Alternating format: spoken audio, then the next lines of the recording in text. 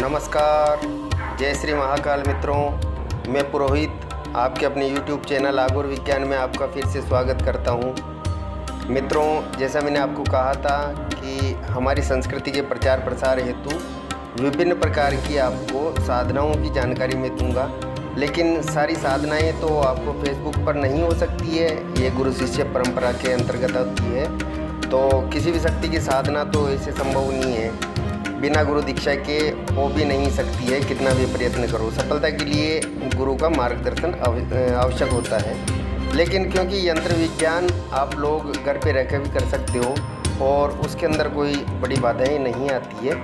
अगर विधि विधान से अगर सारा कार्य किया जाए तो आपको इसमें पूर्ण सफलता मिलती है और षटकर्म जो विद्याएँ होती है वो सारी इससे फलित कर सकते हैं। लेकिन इनको सिद्ध करना पड़ता है, तो ये सारी चीज़ें मैं आपको बताऊंगा। इससे पहले के भाग के अंदर मैंने आपको बताया, भाग 1 के अंदर, कि हमें आसन की आवश्यकता होती है। तो मैंने कई आसनों के बारे में बताया था कि आसन बहुत सारे होते हैं। जो निषेध आसन होते हैं, जैसे लकड़ी या पत्थर का आसन उपयोग में नहीं आता है। चर्म के आसन होते हैं, तो विभिन्न प्रकार के कर्मों के लिए चर्म के आसन की आवश्यकता होती है। लेकिन चमड़े के भी सारे आसन हम लोग ला नहीं सकते हैं। आज के ज़माने में संभव नहीं है कि किसी मृग का आसन लाएं, या भैंस के चमड़े का, घोड़े के चमड़े का, या हाथी के चमड़े का। ये संभव नहीं हो सकता है। तो इसलिए मैंने आपको पहले की वीडियो में बताया था कि सबसे उत्तम है कि आपको कुशा का आसन मिल जाए या काले ऊन का आसन, ये श्रेष्ठ है।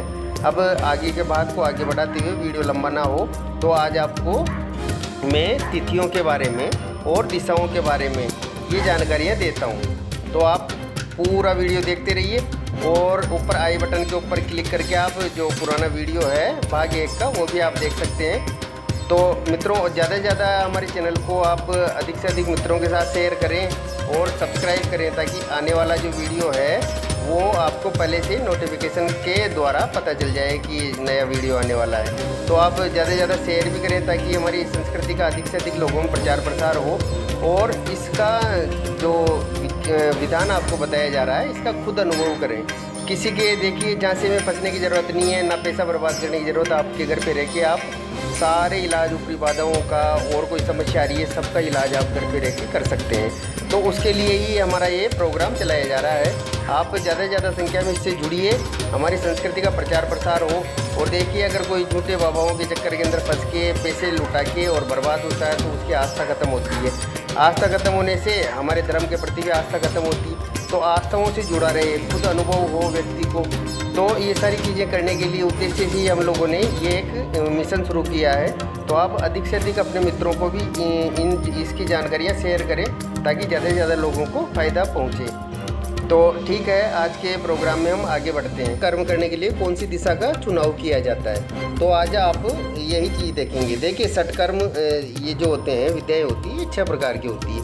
पहला होता है शांति कर्म, दूसरा वशीकरण, तीसरा स्तंभन, चौथा विद्वेषण, और 5वां होता है उच्चाटन, और छठा मारण कर्म। देखिए, शांति कर्म होता है, ये जो कर्म होती है सबकी एक एक देवी माँ होती है, जो अधिशास्त्री होती है उनकी देवी। तो शांति कर्म के लिए जो देवी रति हैं, कामदेव जी की जो पत्नी हैं, तो भगवती रति शांति कर्म के लिए इसकी देवी होती है। वशीकरण के लिए भगवती सरस्वती, माँ सरस्वती को माना गया है। और स्तंभन कर्म के लिए जो होती है देवी लक्ष्मी जी है, माता माँ लक्ष्मी। विद्वेषण कर्म के लिए भगवती ज्येष्ठा को माना गया है, माता ज्येष्ठा को। और उच्चाटन कर्म के लिए भगवती दुर्जा को पूजा जाता है या उनसे अनुमति ली जाती है। मारण के लिए महाकाली जी को पूजा जाता है, उनसे मतलब पूजा करके आगे ली जाती है। ये भी विधान आपको मैं बताऊंगा कि कोई भी कर्म करने से पहले जो उनकी देवी होती है उनकी पूजा जरूर करी जाती है। कोई भी, जैसे आपको आने वाले समय में अलग अलग प्रकार के बहुत सारे यंत्रों की जानकारी दूंगा। किस यंत्र के अंदर लिखने से पहले कौन सी देवी को हम भगवती को पूजते हैं और उनसे प्रार्थना करते हैं, ये सारा विधान भी आपको आगे मिलेगा। ये एक संक्षिप्त जानकारी अभी आपको मिल रही है। अब ये जो 6 कर्म आपको बताए षटकर्मों के अंदर, तो कौन से कर्म का क्या कार्य होता है ये भी आप जान लीजिए। शांति कर्म देवी आपको रति देवी बताया था मैंने, जो इनकी देवी होती है। लेकिन ये काम क्या करता है, देखो, किसी के रोग हो, कोई रोगी हो, बीमारियों से ग्रसित हो, है ना, ऊपर का कोई हो या कोई तांत्रिक क्रिया किसी पे करी गई हो या कोई ग्रह दोष हो, उसको जो निवारण किया जाता है वो शांति कर्म कहलाता है, उसे शांति कर्म कहा जाता है। अब दूसरा आता है वशीकरण। वशीकरण का क्या मतलब होता है कि किसी भी व्यक्ति को उसकी मानसिकता बदल कर हमारे वशीभूत हो जाए, हम जैसा कहें वैसा वो करने लगे, इसे वशीकरण कर्म कहा जाता है। स्तंभन कर्म किसे कहते हैं? स्तंभन कर्म ये अलग क्रिया हो गई, है ना।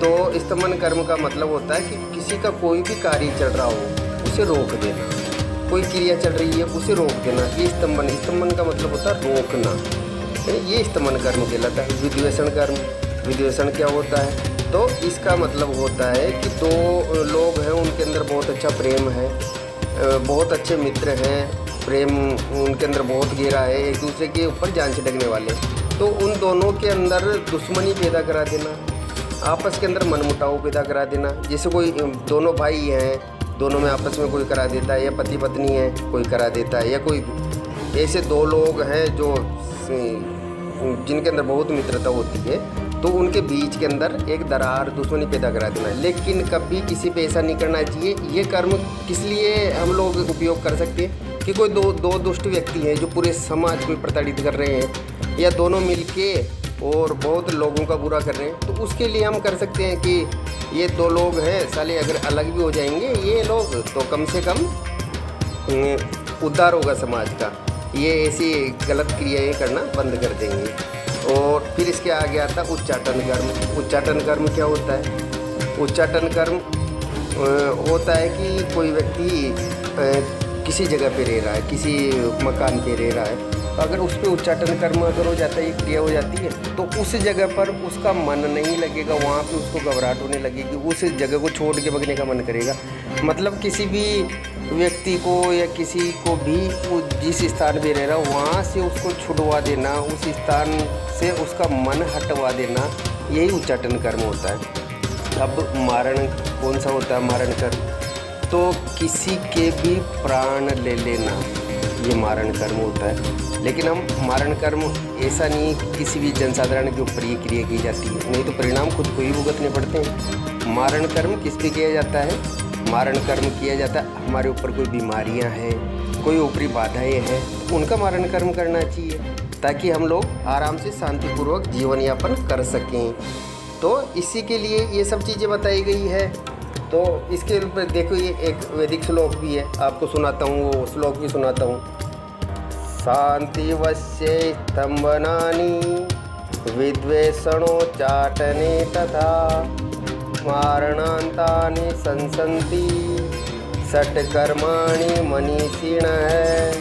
तो इसका जो भावार्थ निकलता है उसका मतलब होता है कि कर्म तो 6 प्रकार के ही होते हैं और इन 6 प्रकार के कर्मों को ही कर्म माना जाता है। अब इसके अलावा भी कुछ एक कर्म होते हैं जो अलग प्रकार के होते हैं कि एक होता है आकर्षण कर्म, एक रसायन कर्म, एक यक्षिणी साधना कर्म, एक सम्मोहन कर्म। ये अलग तरीके के होते हैं, ये किसी भी ग्रस्त के लिए नहीं होते हैं, ये सिर्फ जो साधु लोग होते हैं या सन्यासी होते हैं केवल उनके लिए होता है। रसायन कर्म के अंतर्गत ही ये सोना बनाने की क्रियाएँ जो पहले के ऋषि मुनि किया करते थे वो कर्म होते हैं, लेकिन विद्याएँ बहुत हद तक विलुप्त हो चुकी है, तो ये जनसाधारण के लिए होती भी नहीं है। अब कर्मों के लिए देखो, जो भी क्रियाएं करते हैं उनके लिए दिशाओं का चुनाव कैसे किया जाता है, तो उन दिशाओं के बारे में जानकारी लेते हैं। तो उन दिशाओं के बारे में जानकारी आज आपको बताता हूँ मैं। देखिए, शांति कर्म के लिए ईशान दिशा, ईशान दिशा जैसा आप चित्र में देख पा रहे हैं, ईशान दिशा की तरफ मुँह करके बैठना पड़ता है। और फिर आता है वशीकरण कर्म। वशीकरण कर्म के लिए उत्तर दिशा की तरफ मुँह करके बैठना पड़ता है। फिर आता है स्तंभन कर्म, इसके लिए पूर्व दिशा की तरफ मुँह करके बैठना पड़ता है। फिर आता है विद्वेषण कर्म, इसके लिए नैऋत्य दिशा की तरफ मुँह करके बैठना पड़ता है। फिर आता है उच्चाटन कर्म, उच्चाटन के लिए वायव्य दिशा की तरफ मुँह करके बैठना पड़ता है। फिर आता है मारण कर्म, मारण कर्म के लिए आग्नेय दिशा की तरफ मुँह करके बैठना पड़ता है। देखिए, दिशाओं का बड़ा महत्वपूर्ण विधान होता है। अगर आप कोई भी कर्म कर रहे हैं और उस दिशा के अंदर अगर मुँह करके बैठ के और आपने वो सिद्धि नहीं की तो फलित नहीं होगी। वो कितनी भी आप कितने भी आप साधना कर लें, कितना भी आप विधान कर लें, वो सफल नहीं हो पाएगा। इसलिए दिशाओं का बड़ा विशेष महत्व होता है। तो दिशाओं का, आसन का, बंधन का, सबका विशेष ध्यान रखना पड़ता है, तभी जाके तो ये करते हैं। यंत्र अपने आप में बहुत बड़ी शक्ति होती है और तुरंत प्रभाव दिखाते हैं। मंत्र विज्ञान देखिए थोड़ा बहुत कठिन होता है किसी शक्ति की साधना हेतु, और शक्ति साधना करने के बाद में भी अगर कोई शक्तियों की साधना कर लेता है तो भी यही क्रियाएँ होती है। षटकर्मी, इनके अलावा तो और क्या कार्य करेगा वो। तो षटकर्म जो क्रियाएँ होती है वो हम यंत्रों के माध्यम से भी कर सकते हैं। इसके अंदर किसी प्रकार का कोई खतरा तो नहीं है, आम जनमानस और गृहस्थी व्यक्ति भी इनको कर सकता है। लेकिन यह है कि किसी का हमारे हाथों से किसी भी तरीके से बुरा ना हो। तो मित्रों, वीडियो काफ़ी लंबा हो गया है। अगली जानकारी अगली वीडियो में आपको दी जाएगी। जब तक देखते रहिए आपका अपना यूट्यूब चैनल आगोर विज्ञान। जय महाकाल, माता महाकाली की आप सब पर कृपा बनी रहे।